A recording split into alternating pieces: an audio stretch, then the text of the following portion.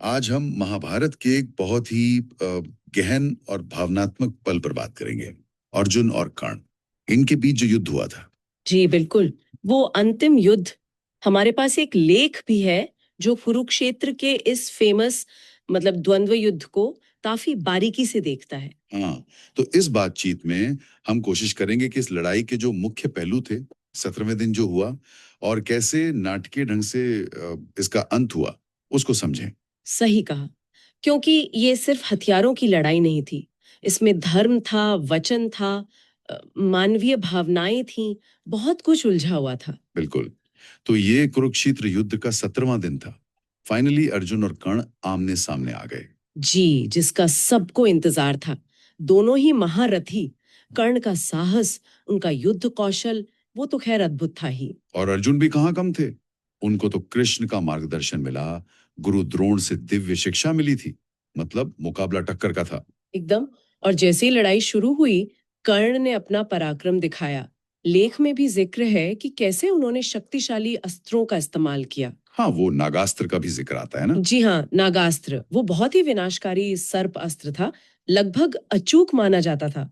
ऐसा लगा कि बस अब ये अर्जुन पर चलेगा। और लेकिन वहीं पर कृष्ण का रोल आता है। उन्होंने कैसे बचाया अर्जुन को। हाँ, वो बहुत ही निर्णायक मोड़ था।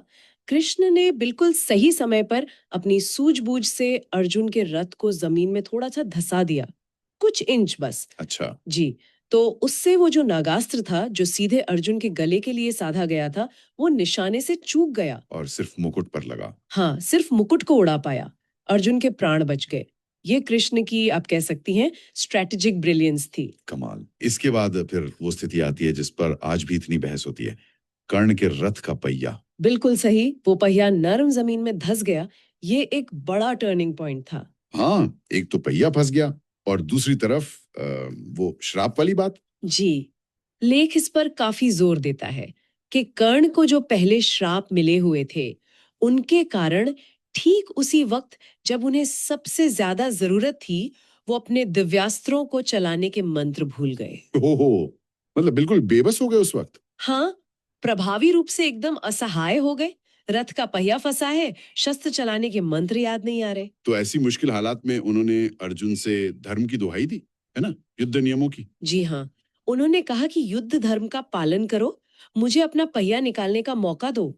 ये नियम है कि निहत्थे या ऐसी मुश्किल में फंसे योद्धा पर वार नहीं करते। लेकिन तब कृष्ण ने बात संभाली। हाँ, कृष्ण ने हस्तक्षेप किया।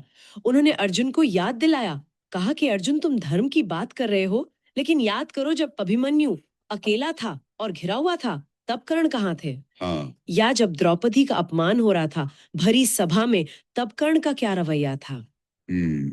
तो कृष्ण का तर्क ये था कि कर्ण ने खुद धर्म का पालन नहीं किया, इसलिए वो अब दया के पात्र नहीं है। जी, कृष्ण का दृष्टिकोण यही था कि कर्ण अपने पिछले कर्मों की वजह से वो अधिकार खो चुके हैं। और फिर कृष्ण ने अर्जुन को आदेश दिया कि वार करो। हाँ, कि अब देर मत करो और इसी अवस्था में कर्ण का वध करो। और अर्जुन ने कृष्ण के कहने पर वो अंजलिकास्त्र चलाया। और कर्ण का अंत हो गया। जी, कर्ण वीर गति को प्राप्त हुए। अर्जुन जीत तो गए, पर जैसा लेख भी कहता है, वो जीत शायद वैसी गौर वाली नहीं रही। उसमें एक कसक